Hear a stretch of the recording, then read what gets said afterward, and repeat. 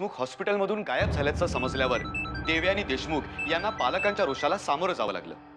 मुलांच्या मृत्यूची खबर येताच पालकांमध्ये तीव्र संतापाची लाट बोला मणी बोला. खबर येतात. राजे, महत्वाचं बोलायचं होतं. मणी, तुमचा पराक्रम आताच आम्ही टीव्हीवर बघतोय. आता यापेक्षा अजून महत्वाचं तुम्हाला काय सांगायचं आहे? राजे, यातून फक्त तुम्हीच मला वाचवू शकता.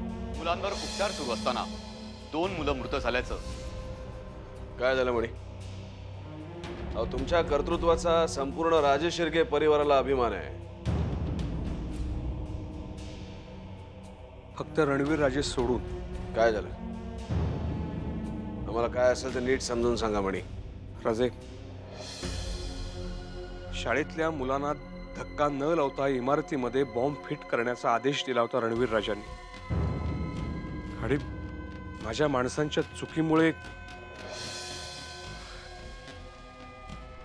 जे काही घडलं ते तुम्ही बघताय टीव्हीवर. त्याला तुम्ही घाबरताय? रणवीर राजांनी फोन केला होता मला. शाळेतली मुलं जखमी झालेत हे त्यांना अजिबात आवडलेलं नाहीये. मला म्हणाले त्यातलं कोणी दगावलं तर. दगावली मणी. काय? तुम्ही निश्चिंत राहा आणि एन्जॉय करा. भैया साहेबांशी या विषयावर काय बोलायचं ते आम्ही बघून घेतो.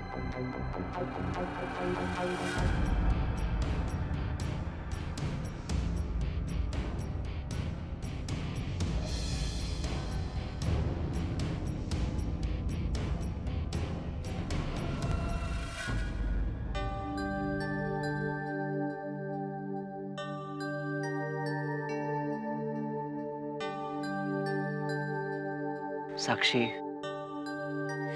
त्या मुलांची ती अवस्था बघून दादू आणि देऊच्या मनाची काय अवस्था होत असेल ना, हे फक्त मीच समजू शकते. त्या पत्रकारांना काय माहितीये? रिलॅक्स साक्षी. कशी रिलॅक्स होऊ मी? त्रास होतो असा प्रसंग बघून. 1 नंबरचा हरामखोर आहे तो रणवीर राजे शिर्के. दादूंच्या विरोधात बोलण्याची एक संधी सोडत नाही. अरे ती बिचारी मुलं तिथे दगावली आहेत आणि त्यांचं राजकारण सुरूच आहे. कधी कधी इतका राग येतो ना, असं वाटतं त्या हरामखोराचा जीव घ्यावा.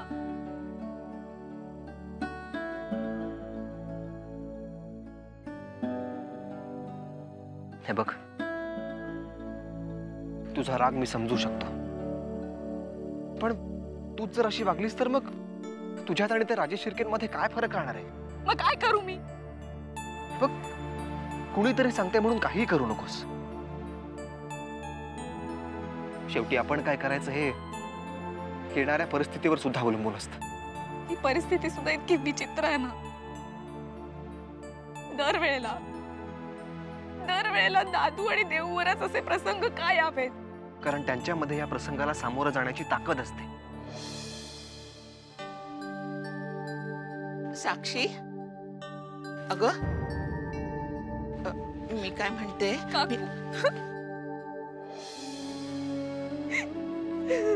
रडू नको बाळा, काळजी करू नको, सर्व ठीक होईल ना. हे बघ, पण ना आता तू जरा आत गेलीस आणि तुझ्या आईजवळ बसलीस ना तर बरं होईल. तिला तुझी फार गरज आहे. हा, मी तुमच्या जेवणाचं बघते. काकू, तू नको त्रास करून घेऊस. आज इथे कुणालाच भूक नाहीये. अगं बाळा, ते नंतर पाहू. तू तू तू आधी आत जा बरं. हा, मी आलेच.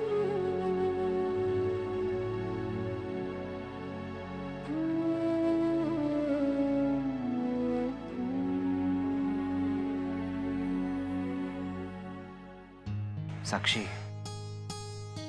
आता तुला काय वाटतं यापेक्षा तुझ्या आईला काय वाटत असेल याचा विचार केलास तर जास्त बरं होईल.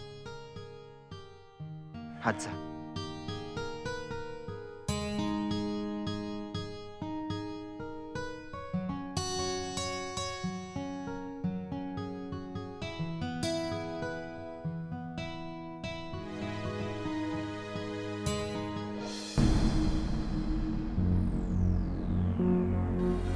आता झालेल्या वृत्तानुसार मुलांवर उपचार सुरू असताना 2 मुलं मृत झाल्याचं डॉक्टरांनी घोषित केलं आहे. मुलांच्या मृत्यूची खबर येताच पालकांमध्ये तीव्र संतापाची लाट उसळली आहे. त्याचवेळी डी.व्ही. देशमुख हॉस्पिटलमधून गायब झाल्याचं समजल्यावर देवयानी देशमुख यांना पालकांच्या रोषाला सामोरं जावं लागलं. या साऱ्या प्रकारामध्ये रणवीर राजे शिर्के मात्र शेवटपर्यंत परिस्थिती नियंत्रणात आणण्याचा प्रयत्न करत होते. पोलीस त्यांच्या परीने पालकांची समजूत घालण्याचा प्रयत्न करत आहेत.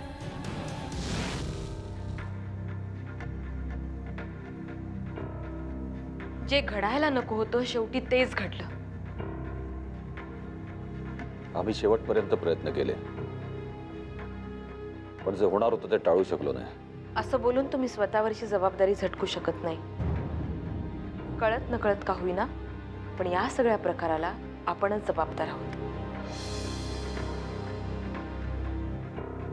आपल्यामुळेच हे सगळं घडलंय. असं असेलही कदाचित, पण तुला त्या मुलांबद्दल जेवढं वाईट वाटतंय तेवढं आम्हालाही वाटतंय. आता प्रॅक्टिकली विचार करायची वेळ आली आहे. परिस्थिती आपल्याला अनुकूल आहे. मला वाटतंय तू केसमध्ये नव्याने लक्ष घालावंस. त्या अपघाताला आणि मुलांच्या मृत्यूला जबाबदार ठरवून डी.व्ही.ना तुरुंगात पाठवायची आयती संधी आपल्याकडे चालून आली आहे. पण डी.व्हींना जेलमध्ये पाठवून काय साध्य होणार आहे? उलट या परिस्थितीमध्ये मुलांना डी.व्हींची जास्त गरज आहे. मला वाटतं अपघातानंतर तुझ्यात थोडासा बदल झालाय. तुझा प्रोफेशनॅलिझम आणि तुझ्या इमोशन्स याच्यातली ठळक रेषा थोडी पुसट होत चालली आहे. तेव्हा वेळीच स्वतःला आवर. वाह भैया साहेब वाह, आज आम्ही खूप खुश आहोत तुमच्यावर. वाह, आम्हाला अभिमान आहे की तुम्ही आमचे भैया साहेब आहात. भैया साहेब, मानलं पाहिजे तुमच्या प्लॅनिंगला, मानलं पाहिजे तुमच्या गेमला. स्वतःच्या पॉलिटिकल इमेजला कुठेही धक्का न लावता त्या डी.व्ही. देशमुखला तुम्ही काय मस्त लटकवलं. वाह भैया साहेब वाह. रिलॅक्स आदित्यराज. भैया साहेब, आपल्या खानदानाचा पदोपदी अपमान करणाऱ्या त्या डी.व्ही. साठी आता 2च जागा शिल्लक आहेत. एक म्हणजे जेल आणि दुसरं म्हणजे मेंटल हॉस्पिटल. आम्ही सुद्धा त्याचीच तयारी करण्याचा विचार करत होतो. नताशा तुमची इच्छा पूर्ण करेल.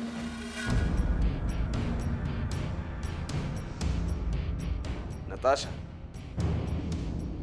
Natasha,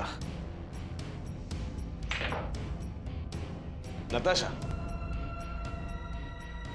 Natasha, CEO Rajesh Shirke group of industries. भैया साहेब, यांना राजेश शिर्केंपेक्षा सुद्धा त्या मुलांची जास्त काळजी. एकही मूल दगावू नये अशी यांची इच्छा होती. पण आता युद्ध म्हणलं की कोणीतरी मरणार, कोणीतरी शहीद होणार, एवढी सुद्धा बेसिक गोष्ट यांना कळत नाही. आणि यांच्यावर भैया साहेब तुम्ही डी.व्हींना तुरुंगात टाकण्याची जबाबदारी टाकली. विक्रमादित्य,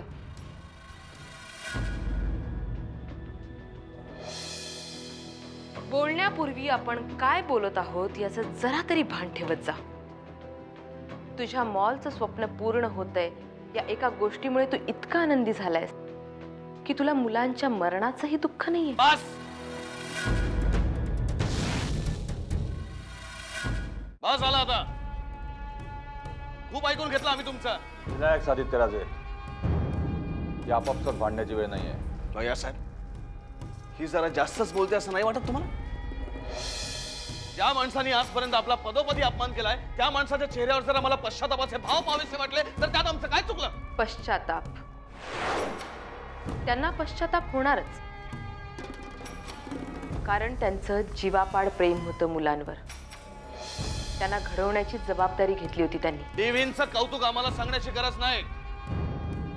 आम्हाला फक्त एवढंच माहिती आहे की यावेळेस त्यांची हार झाली आहे आणि आमची जीत झाली आहे. मग त्यासाठी कितीही मुलं मेली तरी चालतील. या सगळ्यामध्ये लहान मुलांना वापरणं आणि त्यांना मारणं हा आमचा विचार कधीच नव्हता. फक्त घडला तो एक अपघात आहे आणि आम्ही फक्त अपघाताचा फायदा उठवण्याचा प्रयत्न केला. हा अपघात नव्हता, घातपात होता. आणि या घातपातात आपण सगळेजण सामील आहोत. याला फक्त मणी जबाबदार आहे आणि त्याची शिक्षा त्याला दिली जाईल. नाही भैया साहेब, आम्हाला नाही वाटत मणी ठाकूरची यामध्ये काही चूक आहे. 2 मुलांचा बळी गेल्यावरही तुम्हाला मणी ठाकूर बद्दल सहानुभूती वाटते? मणीच्या माणसांनी केलेल्या चुकीची शिक्षा मणी ठाकूरला का भैयासाहेब? आणि तुम्हीच आम्हाला सांगायचं ना भैयासाहेब, बिझनेसमध्ये माणसं सुद्धा जोडावी लागतात. आणि आज तरी मणी ठाकूरला आम्हाला गमवायचं नाहीये भैया. Excuse me.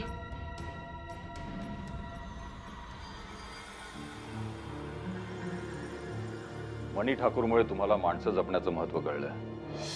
उद्या त्यांच्या जगण्याचंही महत्त्व तुम्हाला कळेल अशी अपेक्षा ठेवून तुर्तास आम्ही त्याला माफ करतो.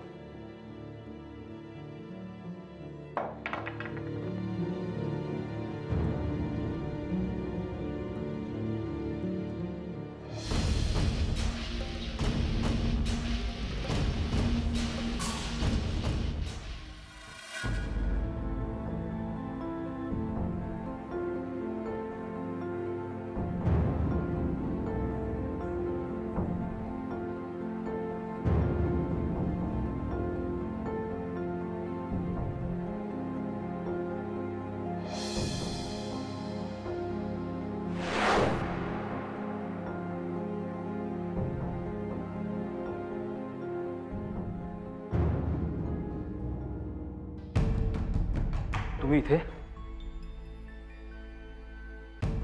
बरं झालं तू भेटलास. मी तुलाच भेटायला आलो होतो.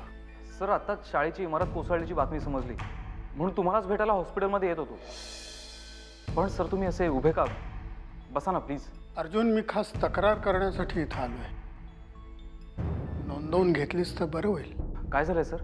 आज जो काही प्रकार घडला तो अपघात नव्हता, घातपात होता. काय?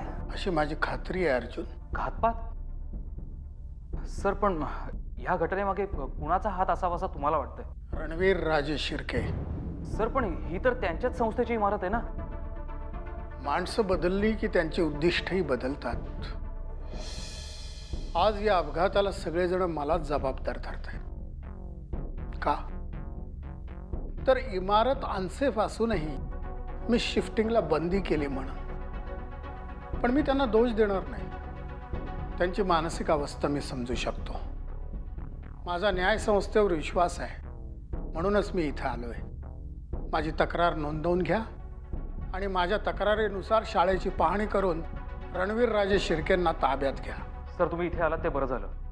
पण आता तुम्ही काहीही काळजी करू नका. या सगळ्या प्रकरणाची मी स्वतःहून चौकशी करतो. मोरे, तक्रार वही घेऊन या.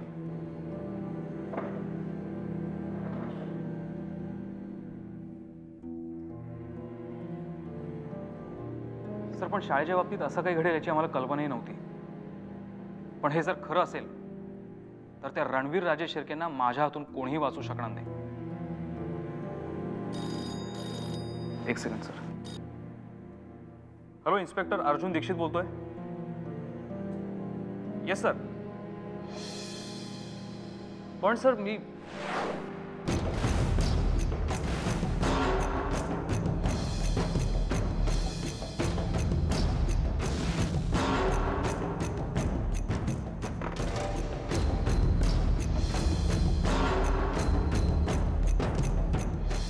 काय रे अर्जुन, काय झालं? तू माझी तक्रार नोंदवून घेणार होतास ना? I am sorry sir. Sir, अपघातामध्ये जी मुलं दगावली आहेत त्यांच्या पालकांनी याआधीच तुमच्या विरोधात तक्रार नोंदवली आणि त्यामुळे मला तुम्हाला अटक करावी लागणार आहे. ही तक्रार सुद्धा त्यांनी रणवीर राजेच्या सांगण्यावरून नोंदवली असेल. I know sir. मला तुमचं म्हणणं पटतंय. मला हेही माहिती आहे की तुम्ही निर्दोष आहात. पण अर्जुन, अजूनही माझा इथल्या न्यायव्यवस्थेवर विश्वास आहे. मला अटक करायचं, तू तुझं काम कर. पण सर, कारण भावनेपेक्षाही कर्तव्य महत्त्वाचं असतं.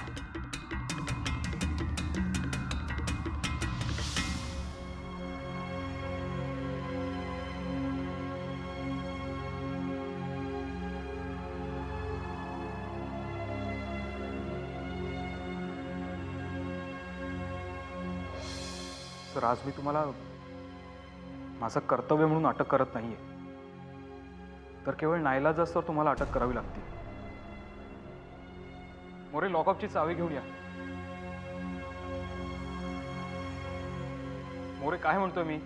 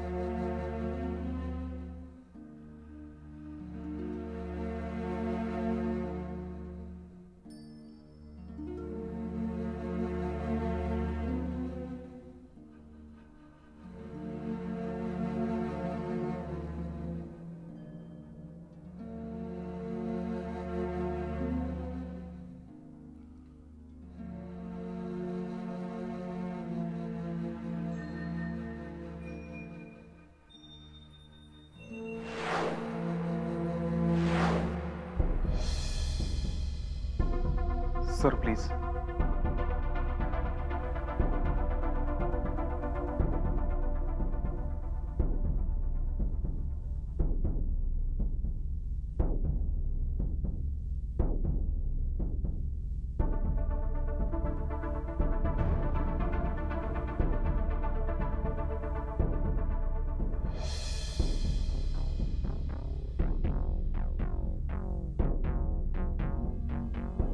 अर्जुन,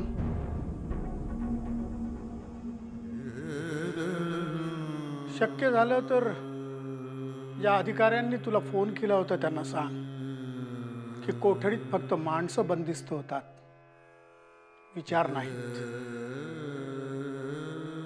विचारांना बंदिस्त करणारी कोठडी अजून निर्माण व्हायची आहे.